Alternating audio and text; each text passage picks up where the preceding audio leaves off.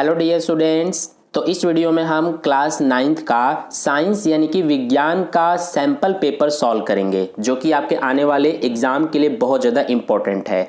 तो चलिए शुरू करते हैं। तो सबसे पहले देखिए, आपका जो टाइम है वो 3 घंटे का रहेगा, यानी कि 3 घंटे का आपका एग्जाम होगा और मार्क्स यानी कि 80 नंबर का आपका पेपर होगा। अब यहाँ पर कुछ सामान्य निर्देश दिए गए हैं, तो इनको आप सारे जो निर्देश हैं, इंस्ट्रक्शंस, इनको आप पढ़ सकते हो वीडियो को पॉज करके। ये पूरा जनरल इंस्ट्रक्शंस दिया गया है। अब चलते हैं हम क्वेश्चन की ओर। तो सबसे पहले देखिए, आपका खंड क का जो फर्स्ट क्वेश्चन है, इसमें हमसे कहा गया है कि ठोस, द्रव और गैस पदार्थ के बीच समानता यह है कि वे, तो जो ठोस, द्रव और गैस होते हैं, इनके बीच क्या समानता होती है। तो इनके बीच जो समानता है वो एक तो ये है कि स्थान घेरते हैं, ठीक है, और इसके अलावा जो इनका द्रव्यमान होता है, द्रव्यमान रखते हैं, यानी कि द्रव्यमान भी होता है और स्थान भी घेरते हैं, ठोस, द्रव और गैस, ठीक है। यानी कि ए और बी दोनों ही ऑप्शन करेक्ट है। तो ए और बी जो है वो हमें सी ऑप्शन में दिया है, इसीलिए इसका सी ऑप्शन करेक्ट हो जाएगा, ठीक है। इसके बाद चलते हैं सेकंड क्वेश्चन पर। तो सेकंड क्वेश्चन में बोला है, जब 20 ग्राम पोटेशियम पर मैग्नेट को 1000 ml पानी में घोला जाता है तो आयतन में कोई वृद्धि नहीं होती है। यह अवलोकन इंगित करता है कि, तो यह अवलोकन क्या इंगित करता है कि पानी के कणों के बीच में रिक्त स्थान होता है, जिसमें पोटेशियम पर मैग्नेट के सूक्ष्म कण समावेशित हो जाते हैं, ठीक है। तो यानी कि ये ए वाला ऑप्शन ही इसका करेक्ट हो जाएगा। जब 20 ग्राम पोटेशियम पर मैग्नेट को 1000 ml पानी में घोला जाता है तो आयतन में कोई वृद्धि नहीं होती है। इससे क्या पता चलता है कि पानी के कणों के बीच में रिक्त स्थान होता है, जिसमें जो पोटेशियम पर मैग्नेट होता है उसके सूक्ष्म कण समावेशित हो जाते हैं, ठीक है। तो इसीलिए इसका ए ऑप्शन करेक्ट हो जाएगा। इसके बाद देखिए नेक्स्ट थर्ड क्वेश्चन, इसमें बोला है कि निम्नलिखित में से कौन द्रव, गैस, एरोसोल नहीं है। तो हमसे पूछा है कि इन चारों में से कौन जो है वो द्रव, गैस, एरोसोल नहीं है। एरोसोल क्या होता है? कोलाइडल विलयन होते हैं एरोसोल, ठीक है। तो जो कुहासा होता है ना, ये हमारा द्रव, गैस, एरोसोल होता है। बादल भी होता है, लेकिन जो धुआं होता है ये हमारा द्रव, गैस, एरोसोल नहीं होता है, ये हमारा ठोस, गैस, एरोसोल होता है, धुआं, ठीक है। और कोहरा भी हमारा द्रव, गैस, एरोसोल होता है। तो इसमें जो ये सी ऑप्शन है ये करेक्ट हो जाएगा। ये जो धुआं है हमारा, ये द्रव, गैस, एरोसोल नहीं है, बल्कि ये ठोस, गैस, एरोसोल होता है। तो इसीलिए इसका सी ऑप्शन करेक्ट हो जाएगा। इसके बाद इसका जो फोर्थ क्वेश्चन है कि Na2CO3 में मौजूद आयन है, तो Na2CO3 में कौन सा आयन है ये हमें पता लगाना है। देखिए, जो हमारा Na2CO3 होता है, इसको जब हम वाटर यानी कि H2O के साथ अभिक्रिया करेंगे तो हमें जो मिलेगा, हमें क्या मिलेगा? Na। अब देखिए, ये जो Na है यानी कि सोडियम, तो इसका क्या होता है हमारा 2, 8 और 1, यानी कि इलेक्ट्रॉनिक विन्यास ये होता है हमारा 2, 8 और 1। तो इसका जो आयन होगा, इसके बाहरी कोश में एक हमारा इलेक्ट्रॉन होगा, तो ये हमारा दे देगा। इसीलिए ये जो है ये हमारा धन आयन होगा, यानी कि प्लस का इसमें जो आयन होगा वो हमारा बनेगा, यानी कि Na प्लस हो जाएगा। और इसके अलावा जो है वो CO3 हमारा होगा। CO3 जो है ये हमारा पॉली एटॉमिक होता है, तो इसीलिए इसमें 2 माइनस, यानी कि 2 जो है वो ऋणात्मक, ये हमारा आयन बनेगा, ठीक है। तो Na प्लस और CO3 जो है ये माइनस का 2 होगा, ठीक है, यानी कि 2 माइनस में होगा। तो ये दो हमारे आयन जो हैं ये मौजूद है Na2CO3 में।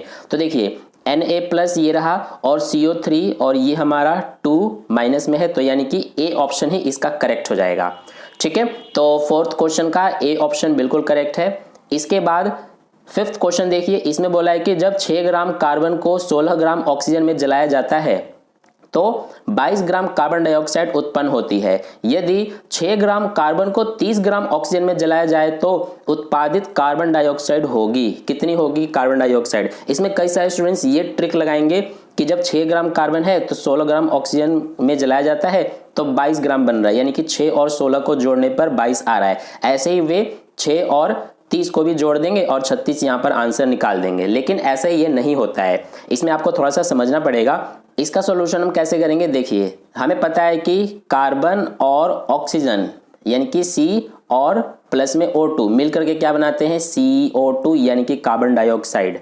ठीक है, तो हमें पता है कि हमें क्वेश्चन में बोला है कि 6 ग्राम कार्बन है और 16 ग्राम ऑक्सीजन है, यानी कि जो ये कार्बन है ये हमारा 6 ग्राम है और O2 यानी कि जो ऑक्सीजन है वो हमारा कितना दिया हुआ है, ऑक्सीजन हमें 16 ग्राम दिया हुआ है। तो ये मिल करके 22 ग्राम कार्बन डाइऑक्साइड जो है वो उत्पन्न करते हैं, बनाते हैं। ठीक है, अब हमें पता है कि जो कार्बन होता है इसका द्रव्यमान कितना होता है, कार्बन का द्रव्यमान होता है 12 ग्राम। ठीक है, और प्लस में यहाँ पर O2 यानी ऑक्सीजन है, तो ऑक्सीजन का जो द्रव्यमान होता है वो 16 होता है, लेकिन यहाँ पर O2 है तो 16 दूना 32 कर देंगे तो 32 ग्राम, तो 16 ग्राम यहाँ पर हमारा ये हो गया ऑक्सीजन का द्रव्यमान। तो 16 का हमने डबल कर दिया 32, हमने डबल क्यों किया, क्योंकि यहाँ पर O2 है। ठीक है, तो 12 ग्राम और 32 ग्राम ये हमारा कितना हो जाएगा, ये हो जाएगा 44 ग्राम। यानी कि कार्बन अगर 12 ग्राम है तो जो कार्बन डाइऑक्साइड बनेगा वो 44 ग्राम बनेगा, 44 ग्राम बनेगा। अब हमें बोला गया है कि अगर 6 ग्राम कार्बन को 30 ग्राम ऑक्सीजन में जलाया जाए तो कितना कार्बन डाइऑक्साइड बनेगा। तो देखिए हमें बोला गया है कि 6 ग्राम जो है कार्बन को किसके साथ, 30 ग्राम ऑक्सीजन के साथ जलाया जाए तो कार्बन डाइऑक्साइड कितना बनेगा। अब यहाँ पर 12 ग्राम ऑक्सीजन था तो कार्बन डाइऑक्साइड कितना बन रहा था, 44 ग्राम यानी कि 44 ग्राम। तो इसका जस्ट आधा हो गया, यानी कि 12 ग्राम कार्बन था, इसका यहाँ पर देखिए 6 ग्राम कितना हो गया, आधा हो गया। तो इसीलिए 44 ग्राम जो कार्बन डाइऑक्साइड बन रहा था 12 ग्राम कार्बन लेने पर, तो 6 ग्राम लेने पर कितना बनेगा, ये बनेगा हमारा 22 यानी कि 22 ग्राम। ठीक है, तो इसका आंसर जो होगा वो 22 ग्राम ही होगा। यहां पर हमें ये देखना है कि कार्बन कितना है। ठीक है, तो इसीलिए 22 ग्राम इसका आंसर हो जाएगा, जो कि हमें ए ऑप्शन में दिया है, तो इसका ए ऑप्शन बिल्कुल करेक्ट है।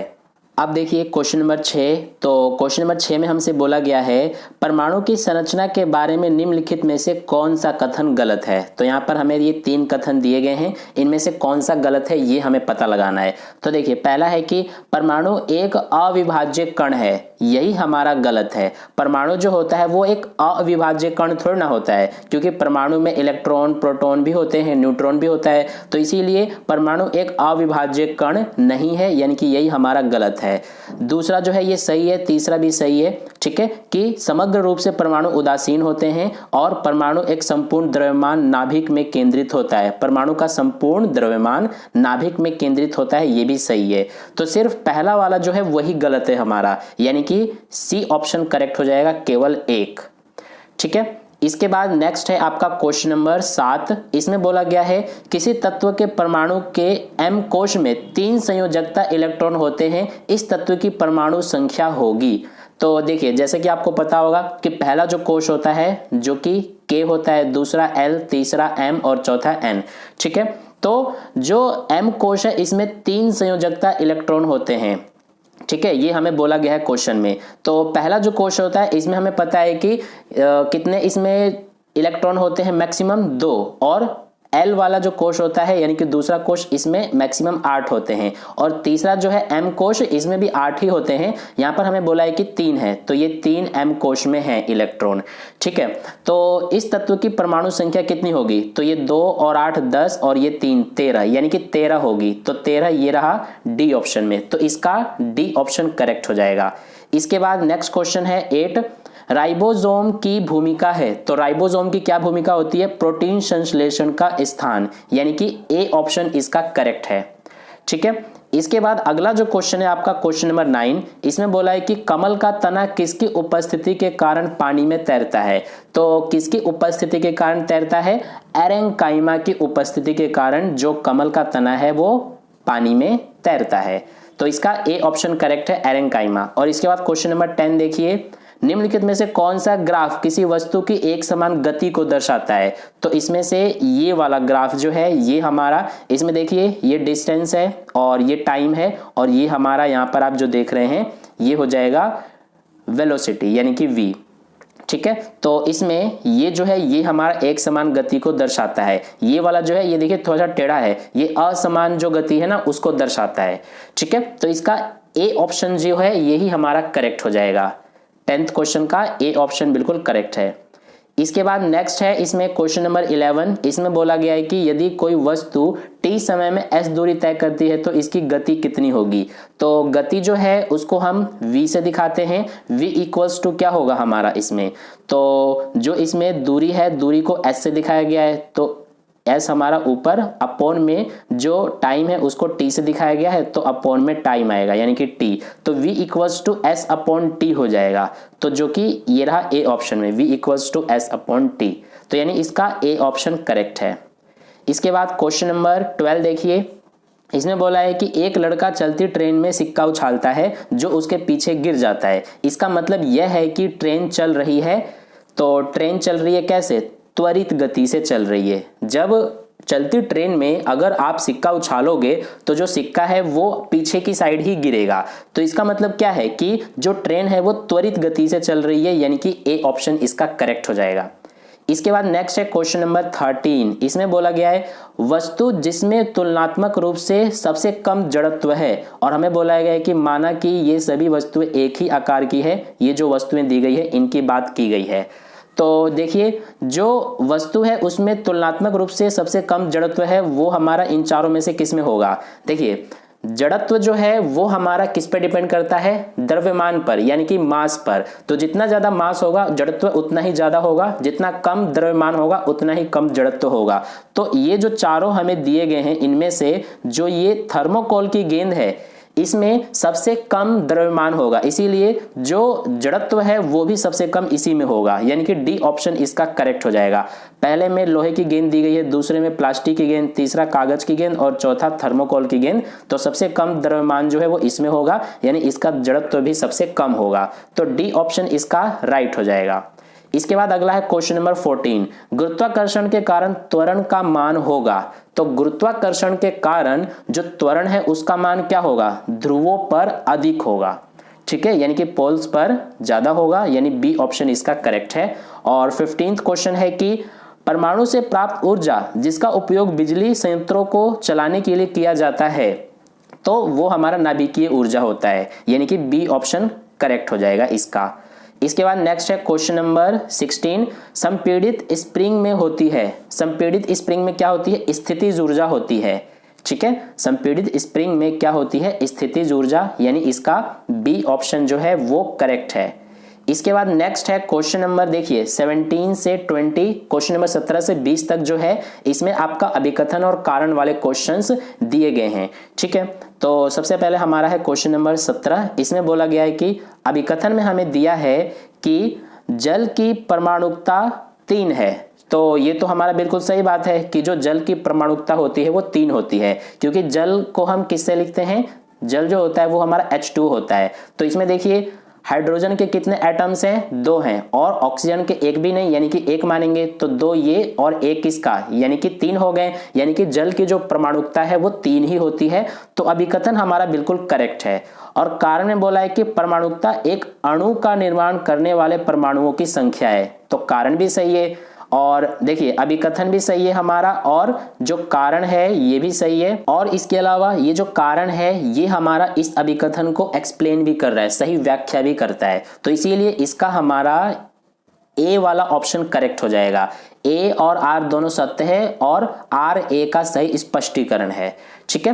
तो क्वेश्चन नंबर 17 का ए ऑप्शन करेक्ट है। इसके बाद देखिए क्वेश्चन नंबर 18। इसमें अभिकथन दिया है कि जाइलम एक संवहन ऊतक है, तो जो जाइलम होता है वो हमारा संवहन ऊतक ही होता है, यानी कि अभिकथन सही है।